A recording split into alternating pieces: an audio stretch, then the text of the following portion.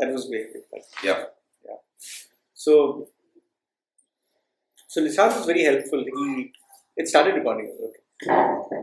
So he was very helpful because he made us realize that that what we were planning to do was indeed a good thing, and only thing was that he said, "Are you willing to commit yourself? This will not happen overnight. This will take long time. It will take much longer time. So are you?" So we said yes. We said no. As long as it takes, we are committed. Provided there is value in what we are doing. And we kept on calling him. Every now and then we used to call him and say, Nishant, shall we come and set up a stall? Shall we come and set up a stall? And he was quite, quite patient with us.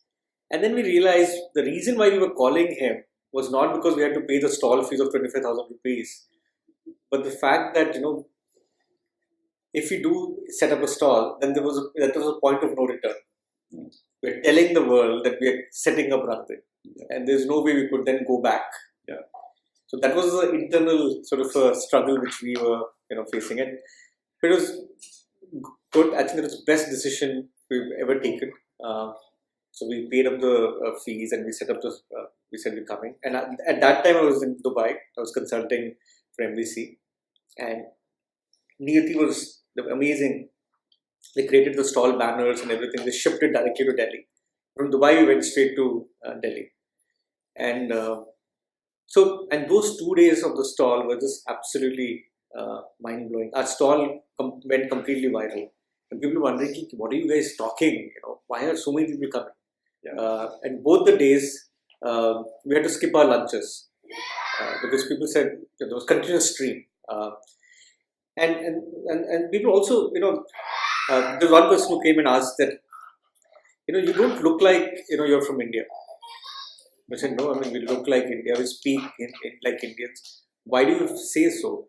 He said, no, because you guys have that positivity, that optimism, which I find it a bit, I'm a bit, I wonder where it's coming from. You don't know the experience. Therefore, I think we said, you're right. We've been away from the country for a while, and we said, yeah. See, I told you, you guys are positive and all of that. So, and we also got extreme reactions. Some partners came, they had tears in their eyes. They said, "This is fantastic. This is." So by this time, you already had some partners and you had started. No, we were actually looking for partners there. So we thought that would be like a great opportunity to meet microfinance institutions, see what kind of work they're doing. So it was. Like for somebody, until then it was all theory, right? We had done our research, we had spoken to a few people, tech and design, we were progressing ahead. But the actual field operations, we still didn't know how to go about doing it, even though we had an idea. Yeah. So that was like a great opportunity to interact with everybody, understand. So you actually met some people who were working on the field. Yeah. So our message was basically, we are coming soon, but registrations are open. So this is October 2007. But why were people crying? Sorry? Why would partners cry? You said no. So we told them that we were looking at lowering the cost of microcredit. Yeah. When in the sector at that time, 2007, that's important to remember the context. The interest rates were 35% to 50% and plus, because people could charge pretty much anything and get away with it. Did the government not put regulations? That would be blatant, isn't it? Yeah, it was. Yeah. The reason every time the conference, we learned subsequently, the government was in a catch-22 situation. Should we regulate it so that whatever relief the poor are getting, because the perception was that regulation will increase cost or something like that. And it would stifle the credit flow. It will kill the whole sector. They knew that there were a few bad apples, but they said, well, just to correct those bad apples, if we control it, it may just collapse. Okay, so that was the fear. But we made a lot of friends, and so a lot of people came and registered with us. They wrote. Also, many people came and said, "Can we flip through the previous pages? Who has registered with you?" I said, "Sure, please go ahead." They flipped it through. I said, "This guy, don't partner with him." I said, "Why don't you flip to the entire book and see, whom we should partner, whom we should not?" So there was self-correction which was happening. And then finally, towards the end of 2 days, we knew who were those 4 or 5 people, partners, we should go and meet. Okay. So then we did that. I took my annual vacation a bit early that year. The entire October month, I basically my off, and we traveled and we met partners on the ground. IIM Bangalore came forward. They said you can use our facility for training. We're a non-profit, so therefore they said we can't incubate you. So we got the partners, the technology partners came, we did a demo of the software, and we did all of that. And then finally, but before that, what happened was soon after the conference in October, I came back to UK end of October, and Smita stayed back. Smita was trying to get a legal clarity of how we should structure this. I want to give another chance. Yeah, so because I was from Bangalore, we had actually, before we went for the stall, we had got Rangde registered as a trust. So I requested my parents to go ahead and register the trust and everything. In fact, they were the first trustees of Rangde. So we had an entity up and running, but then we didn't know how do we structure the whole thing, because on one hand, we are raising money from individuals, channelizing it through to partners. So we didn't know how do we, do that. So visited a lot of chartered accountants, went to the who's who in Bangalore, but then nobody knew anything about what regulations apply for the microfinance space, because there weren't anything. And then we were looking at an online model for which there was no precedence in India. Yeah. So one of the law firms that we had interacted with while we were in UK, Luthra and Luthra, they had said it's possible. They said, see, we can structure the whole thing, but we can't give you a discount. So it's going to, even our discounted rates would come up to at least 1 million rupees. So by then even we were running out of our 6,000 pounds, and we didn't know, and we didn't have any more funds to actually do it. So we were like, what do we do now? And at that time, we did something very, very interesting, and that was, we reached out. So we said, okay, we are not going to get legal clarity, we are not going to go ahead with the idea. Even though we had our go live date, the tech team was already working. So things were progressing. We also had our partners on board, but we didn't get any clarity. So we said, let's send out an email, because we had interacted with so many people. Many of them were thought leaders in the space. We didn't know them when we were interacting with them, but later on somebody else used to come and say, guess what, the person you were speaking to was this person from this organization, and you were so lucky that you actually got to speak to him, those kind of things. So we had some list. We had about 10 people who were like considered thought leaders in the space, and we said, let's send them an email. We owe it to them. We had promised something, and if we're not able to deliver, I think it's our responsibility to tell them.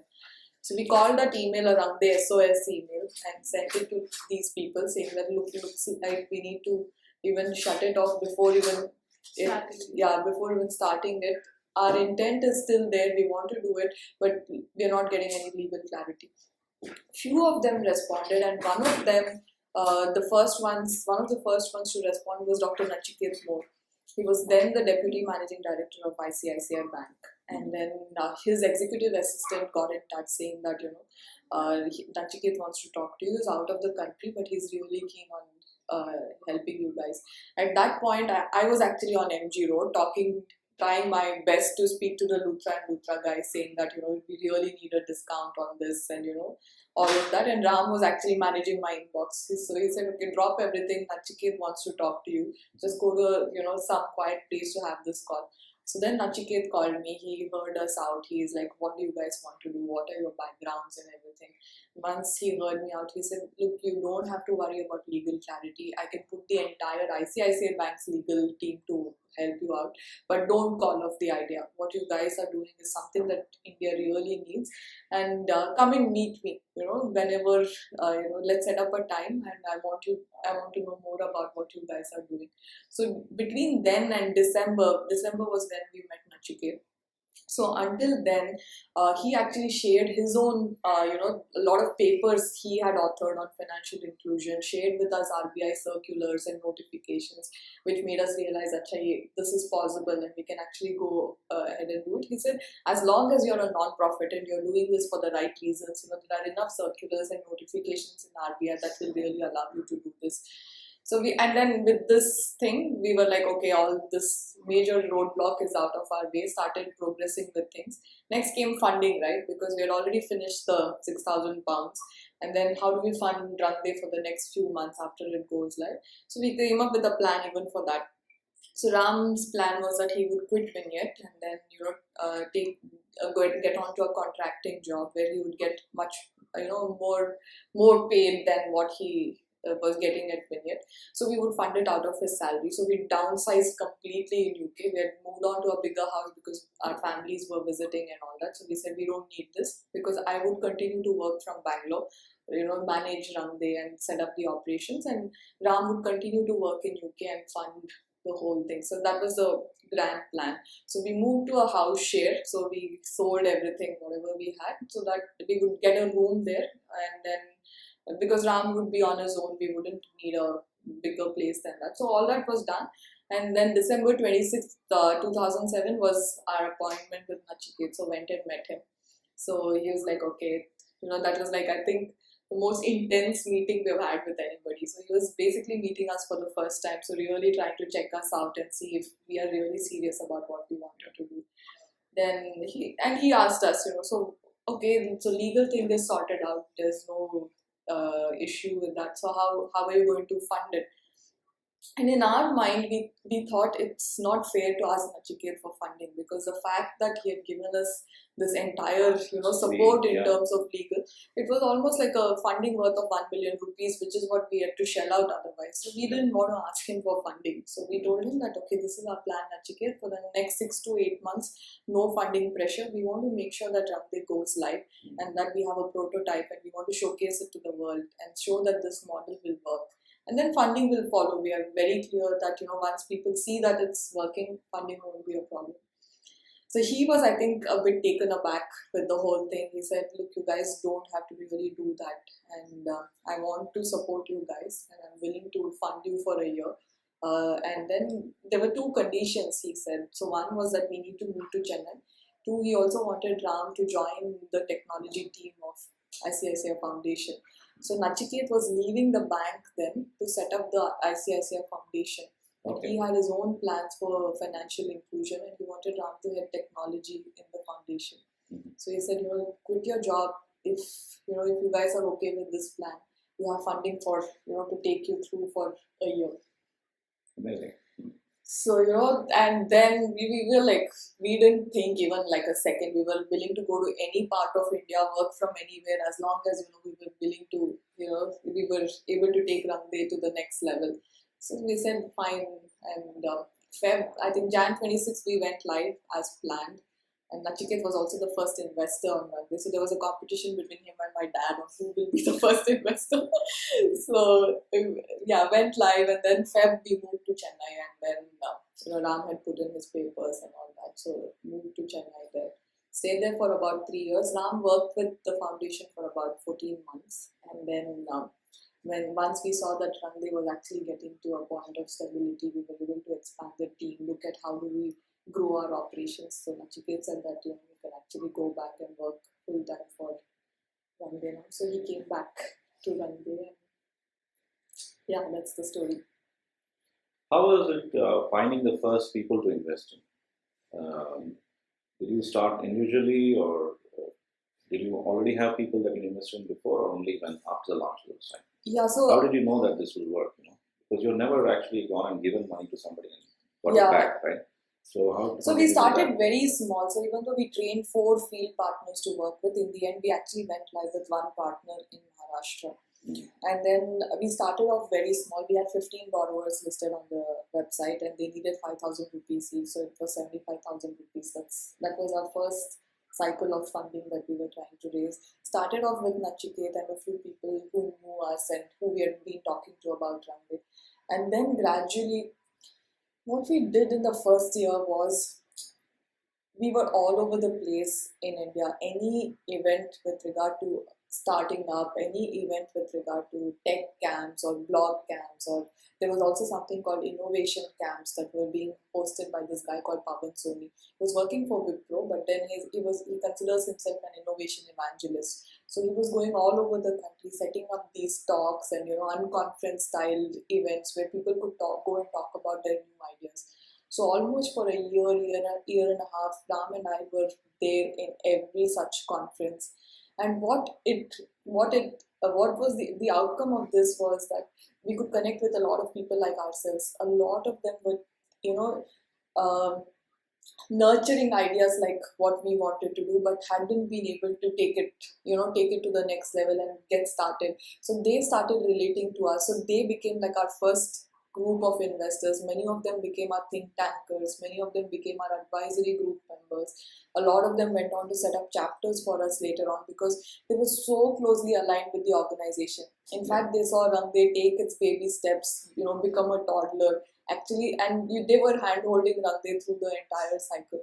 So I think initially it was really not the technology or our online presence or our Facebook, because we had not used any of the social media tools to actually spread the word. So it was because we were evangelizing for Rangde and going door to door, talking to people, that really, really helped.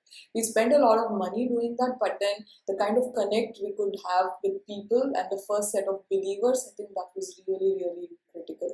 And then gradually we started, of course, complementing it with social media and doing all of those things, which helped in spreading the word. But right from day one, our focus has been on two things. One is operations, because we said technology, marketing, everything comes later on. First, we need to be confident of where our money is going. So almost. How about sorry for interrupting, No. how about the first person who got money from Rangde? So Who was that? Yeah, there was a lady called Neeta Jamgare from Maharashtra, from Nagpur actually. So she lives in a slum in Nagpur, and she wanted to set up a beauty parlor there. So there was a government scheme under which she had actually got trained, and she'd done a beautician's course, and her dream was to actually set up something there. Until then, she was already teaching the adolescent girls in her slum on basic things, and whatever she had learned, she was already teaching. But then she was teaching it for free, but she didn't have any source to earn her income. So with this, she actually set up a small parlor within her own home. So she was the first borrower, and there was another lady called Kusum. She was a widow, and she actually set up a cycle repair shop with her son.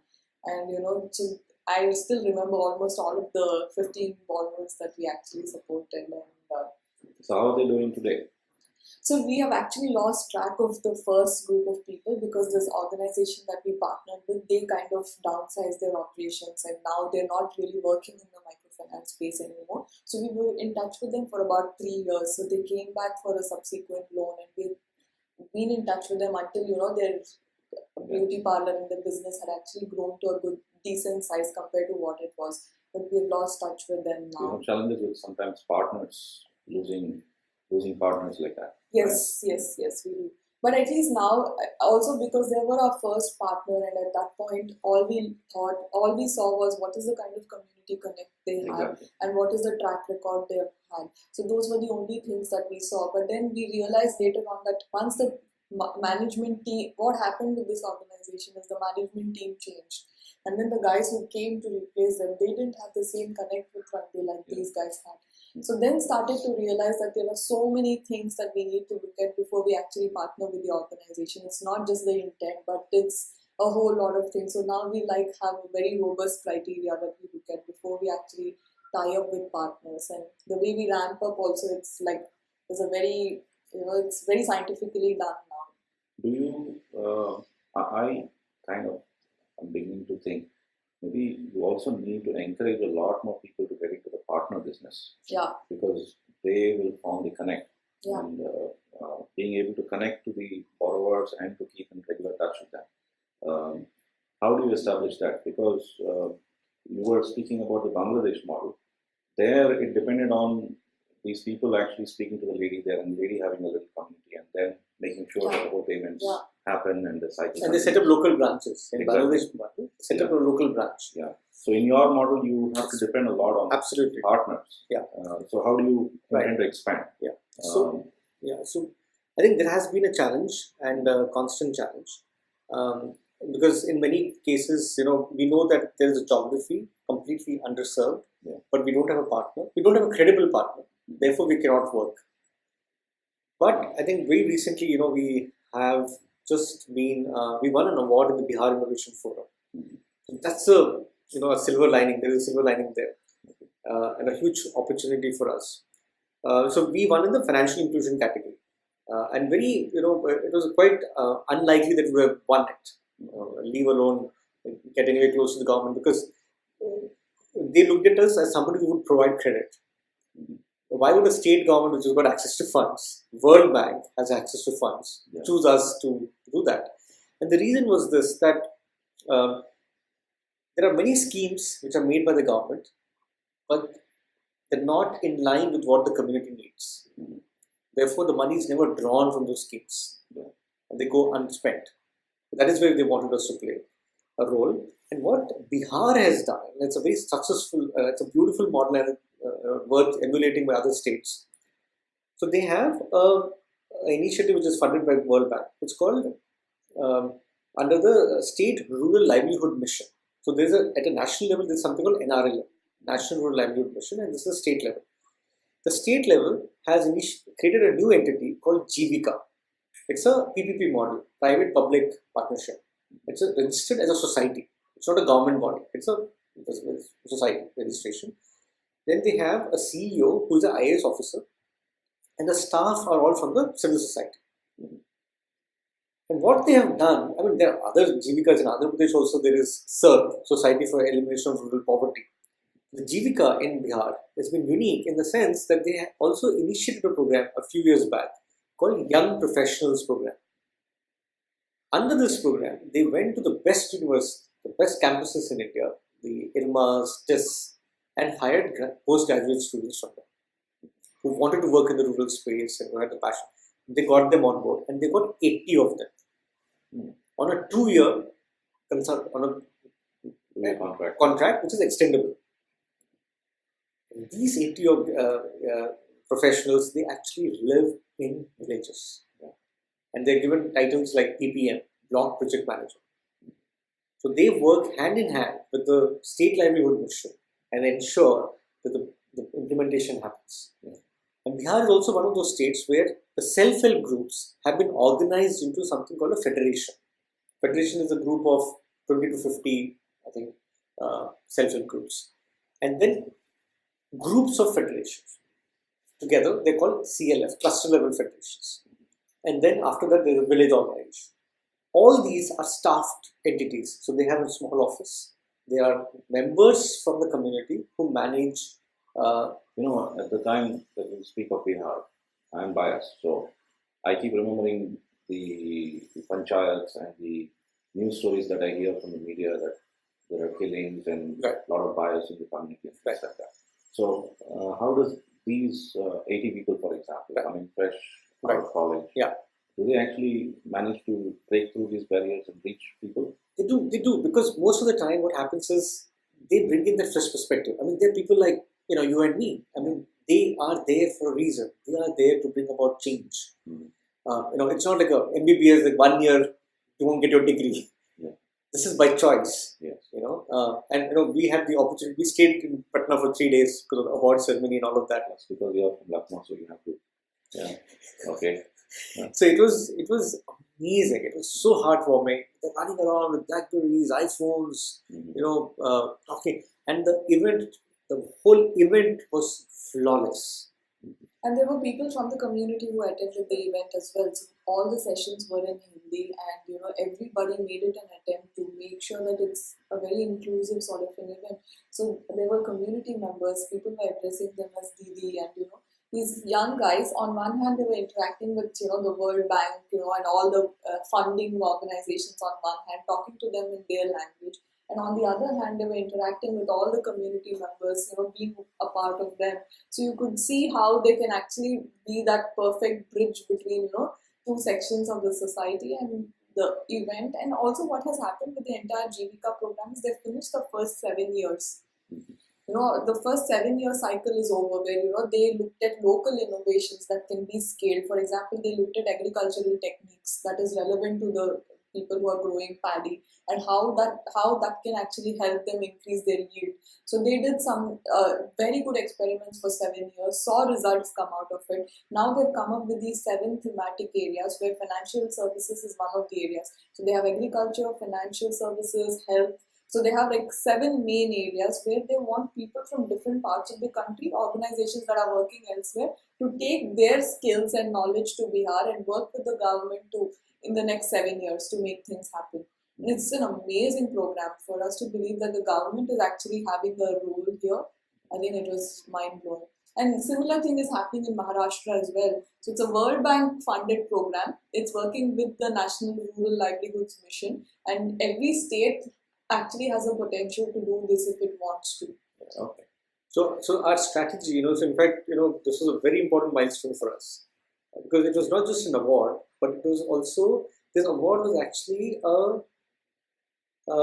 a mask for a tendering process because it's not easy to work with the government. Yeah. So the government, people will say RTI and say that why you favor this organization, not that organization. Yeah. So this was actually in lieu of a tendering process. So we qualified and therefore won the award. So it's very legit now. So now with this, we can work with these community organizations in the hinterlands of Bihar. And these are village organizations. So when you're talking to them, and these members come from the same self-help groups. So there's no conflict of interest. Yeah. Unlike a traditional partnership where they're not from the community. Yeah. So we're looking at that as a scale-up model. And we want to really dig our trenches deep in Bihar and sort of make this work.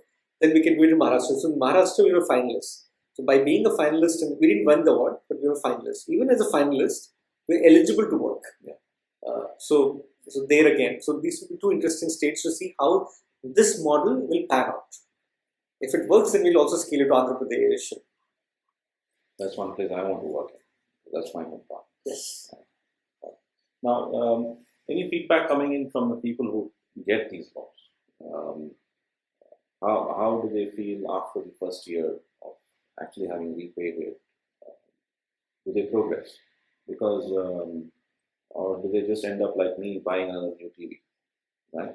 So, because sometimes my concern is also that we may just be propagating the next generation of consumers.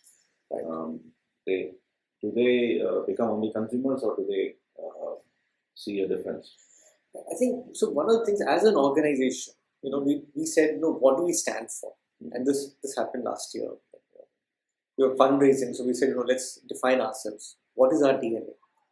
We looked at really hard, and that really helped us to get a lot of clarity for ourselves. So we said, given that less than 10% of India has access to credit, whichever way you look at, 8, 9%, different reports. Is it? Only 10% of India Less has than access to credit. Actually, it's 8%, 7.7% to be precise.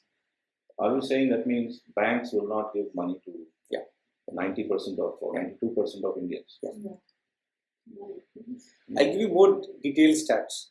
35% of India, this is 1 year old data, but 1% have gone up in 1 year, from what I've heard from my colleagues. 35% have access to a bank account. 11.6% have any money in those accounts. 7.7% have access to credit from a bank or an NFI.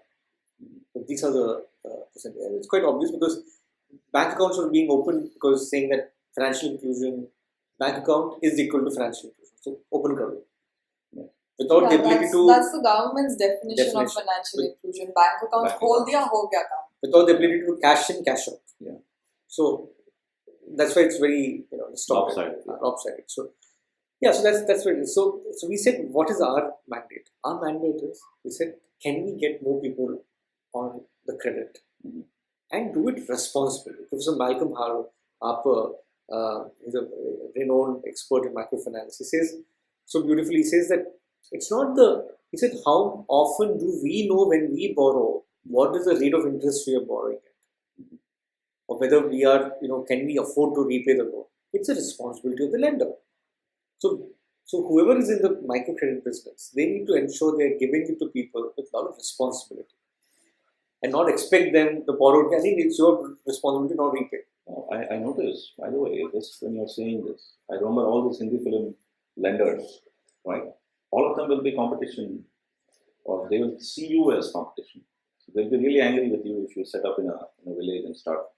You have challenges like the money lenders. It's already happening. So in Mysore, we work with an organization called Swami Vivekananda Youth Movement. It's a relatively new partnership. We've been working with them for the last 1 year. And even though we tried to work with them 4 years back, it took them about 3 years to actually work with groups and come back to us and say, that we want to work with you. Work in a very urban area. They work in very close to the market area in Mysore. and they work with street vendors. And street vendors traditionally borrow from the money lenders, and they borrow every day.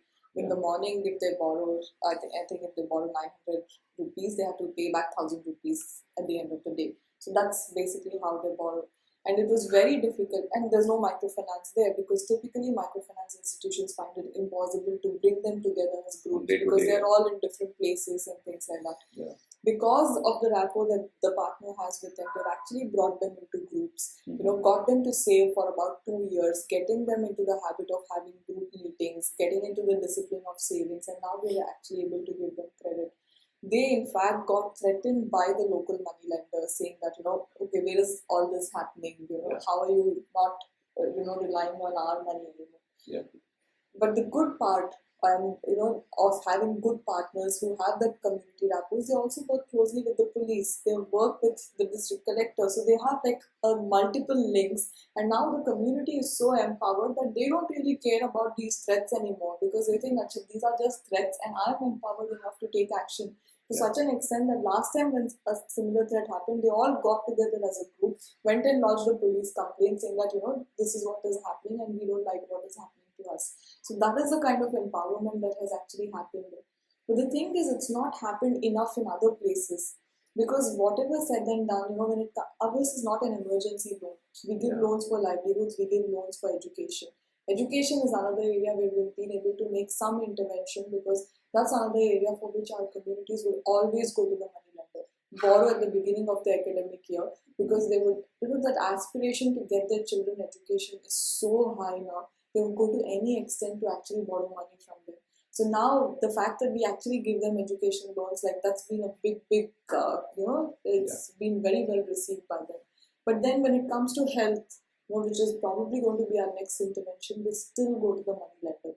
And it's an emergency loan, right? They don't have a choice. Either they need to use the money we have given them, which has happened. I can't deny that it's not happened because of the kind of situations they come from, or they end up going to the money lender to borrow from them. So, right now our efforts are aimed at deepening our impact. So what we have done in the last 6 years is build this network of partners, train them on a lot of things, which is very... So you can actually train somebody who wants to become a new impact partner? Yes. So let's say if I want to be an impact partner in Andhra Pradesh near my village, I could come and train with you and start something like that. Yeah. Only thing we look for is, our partner is not an individual, but you need to have set up an organization, with the basic governance structures and everything of having an organization. Like an NGO has to set up a trust or something. Yes. And also we can also, if you want to really get professionally trained, like we can refer you to training providers who do this, especially in Lucknow. There is an organization called MicroSave. They do an amazing job of setting up with all the systems. So we are not equipped to do that at that level. If you have something already, then we give you sort of... So I'm maybe diverting, but a partner like this, let's say he hires 10 people or 20 people to service, let's say, 5 villages. Is he able to economically run that, pay salaries? Are people happy with such a job? Yeah, How do your partners find it? Yeah, so what we do is our borrowers pay 8.5% flat per annum on the livelihood loan that they would take. So that interest that the borrowers pay is actually split. So 5% actually goes to the field partner, 2% goes to the investor who's actually giving the money, 1% comes to Rangde, and 0.5% we keep aside for contingency. That is, if there's any default that happens to reimburse the social investors. Even though we don't guarantee anything, we think it's important to have that. So we have used that before when there's been a flood or there's been a natural calamity, and a lot of communities have actually got affected by it. So this 5% is enough for our field partner to cover their costs. And it doesn't happen immediately. So like if you start today, I can't say that your Rangde program is sustainable today. But in a year's time, if things go well and there's enough need in the community, the program will become sustainable for them. And we've seen that many of our partners who've been working with us now for about 2 years now, the program is sustainable. And our guarantee is not that your entire organization will become sustainable with the Rangde funding, but our guarantee is that the Rangde program will be sustainable. So, you would be able to have a team, a staff member to manage the portfolio, to be able to do whatever activities, with regard to Rangde is required to run the program. So that's the way we work with them. So a partner to be sustainable in a year, will have to transact how much? Yeah, that depends on the kind of geographies they come from. So if somebody like for example in Yavatmal, we work in a block called Tusat. So it's a fairly Where is urban. this Yavatmal? It's in Maharashtra, in the Vidarbha region, which is like which is where a lot of farmer suicides are happening. So Yavatmal is one of the most backward districts in Maharashtra. So we work in a block there called Tusat. Fairly urban compared to some of the other areas that we work with. And here for the partner, in about 2 years' time, they were able to, run the program sustainably without having to depend their own resources. So they were doing about 7 lakhs of disbursals in a month at that point. Your average disbursal per person was 5,000-6,000? Yeah. And that changes. So if it's the first cycle, it's around 5,000 rupees. There are some people who come back for a second loan, wanting to expand their business further. Yes. So in which case the amount goes up to probably a 10,000. Very nice. So you basically encourage a loan taker also to grow, Yes. and Yes. you will also feel more confident to give if the person has shown good Yeah, track so record. now we are also maintaining that credit history for the borrower. So when they come back, we know how the previous repayment history has been. Yeah. Our ultimate goal is to, probably at some point when they've been able to establish their businesses, be able to recommend them to a bank. So that's the mainstream, right? We're still considered an alternative mechanism for financing. Yes. So say that this is the credit history they've had with Rangde, this is how they've been able to grow their business, and now we can probably connect them to a local cooperative bank with that, and that credit history would mean a lot for them to get credit from the bank. Excellent. So that is the ultimate plan we have. Excellent. So what next? What next? So we are now looking at how we can. What do you want from people in Dubai? Indians over here in Dubai, what do you want from us? I think one thing is to get involved as social investors to really understand how the model works. One is listening to it from us. The other thing is to really experience the model. So participate as social investors, and if it's possible for us to set up a chapter, see if you can contribute some time, help the chapter grow, spread the word here. There are probably a lot of avenues that we are not even aware of here which can be used to actually spread the word.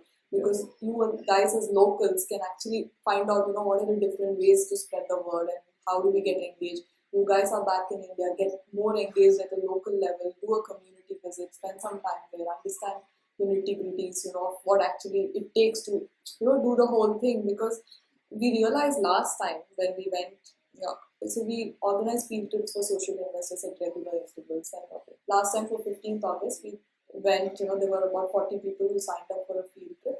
Took the public transport. You create some event online where we can Yes. register and Yes. during the holidays. Yeah, just you can, if you can just like our Facebook page, because there all events are updated there. And the notification also goes out to all the social investors. If it's an important event, it's there in our newsletter as well as an email goes out to them. Easy to keep in touch with you through Facebook. Yeah. And so people had signed up, and when we went there and they interacted, so there were different interactions were planned. So they got to meet the self-help groups there. They got to spend time with our field partner. They spent time with us. So that's when they actually understood what all it takes to make it happen. Because it may not be that evident on the website, but there's a whole lot of mechanics that actually happens on the ground for it to finally result in what you see on the website. It was a great eye-opener for people. And something that the Indian chapters actually do is organize field trips regularly for its own local members. And these are over. So do you have chapters in Bangalore? That's where we have our home, so we normally visit sometimes. Yeah, Bangalore, Hyderabad, Mumbai, Pune are the most active chapters we have. Chennai, there's one coming up. Delhi, there's another one coming up.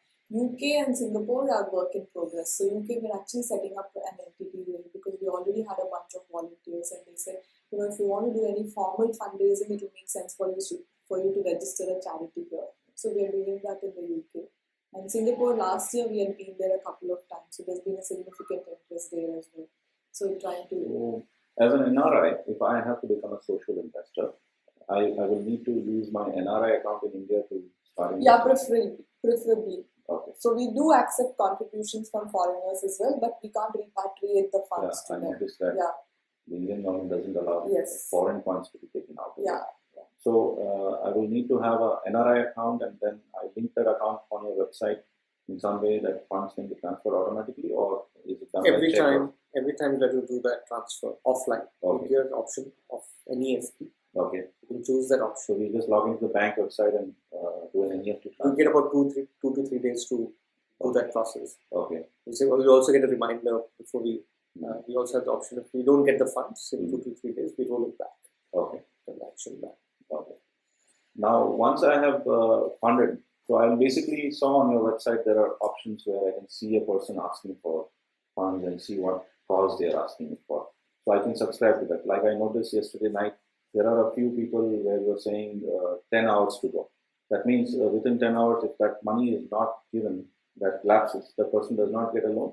Oh no, so what we do is, so the way it works is to all the borrowers, this is our guarantee that once their loan application has been approved by the field partner and then by Rangde, they'll definitely get funded.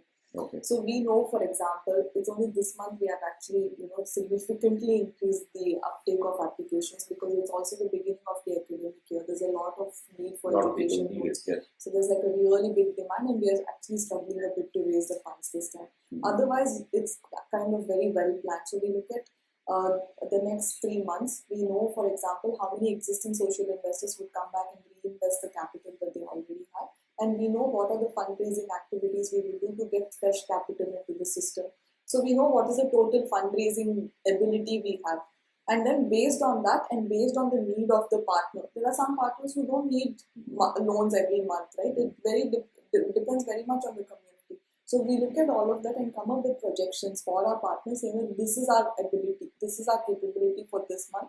And based on your need, we have come up with these figures. For So example, this month, how many people need loans that you have already approved? this month we're touching around 90 lakhs. 90 lakh people? No, 90 lakhs amount, of loan amount. total loan requirement. 90 lakhs would be amazing. We are reaching how much? 10% of India with 90 lakhs? Okay, so how many people would that be? Around 900 to 1,000 borrowers. So only about 1,000 borrowers you are able to get. Yeah. A month. Okay. So 1,000 borrowers and you need 90 lakhs. Okay. So on average, each social investor would invest how much? If I were to invest now for one person, I saw on your website somewhere it says 5,000, 7,000, 8,000 like that. So that's the average number that you start with. Yeah, so 100. yeah, anybody can start with 100 rupees. So we have kept it like really, really small because we've seen that it takes a lot of time for people to trust something in India, especially because initially our efforts were to raise capital from Indians living in India. Yeah. So that amount was like really a non-thinking amount. But what we have seen is once people see that money actually comes back, they get updates about this person, they get various avenues to actually engage with these people, they actually come back and invest a lot more. So right now around 7,500 to 8,000 rupees I think would be the average investment that an individual would make. Okay. And also the fact that they come back and reinvest the money, right? So if somebody would have probably given like 50,000 rupees once, but then in about 3 years time it would have gone like thrice, got recycled and come back. So the investment has actually grown, but the capital they've given was like 50,000 rupees initially. Okay. So when you log into your account, you can actually track all of this. Okay, so my account with you will be like a bank account that you keep Yes. adding back your interest. Yes. So as the And I can- repayments come, it will go to your Rangde account. Then you'll get reminders you want to reinvest it or you want to withdraw it. You get options. How do you withdraw from this? So if you log into your account, you'll have two things. So you'll see the Rangde credit. That's the repayments that have come back to you from different people who have funded. Yeah. Then you'll have two options. Either you can reinvest it or withdraw it. If you click on withdraw, you'll see a small form. You'll have to enter your bank details. Then the Rangde finance team gets that email. They verify that all the details are correct, and within about 3 working days, the money is transferred. Do you do an EFT or you can Yes. Anyway. You can choose. Okay. You can choose. What if a whole lot of your investors click that button? Would it not cause problems for you? You can run. It's like I saw a movie where there's a run on the bank, they call it. Correct. Yeah. Right? Would that not impact you? How do you not worry about that? Yeah, I think it's a double-sided sort of a thing because on one side they can add as much money and they can take as much money. But what we have seen historically is that most of them typically less than 1% actually take money out. Mhm. And even if they take it out, they do it to check if the feature is working or not. Okay. And we made that feature the best. In fact, we operated Six Sigma on that feature. Okay. We measure the data and ensure its timelines are met. So yes, I think the possibility does exist. Therefore, I think it's very important for us to be as transparent as we can be. As one of the things we're doing is to apply Six Sigma. So we applied Six Sigma to 4 key processes. We are building a function within the team. Our partners will also come on board because we firmly believe that if the processes are not measured, rest assured impact will not happen. And especially given that we're working with partners on the front lines who have human resource challenges, who have constraints of finance, constraints of technology, it's very important to bring in that rigor. So I think your partner expenses will be quite high because they have to reach out to people. They may have to travel long distances. Cost may be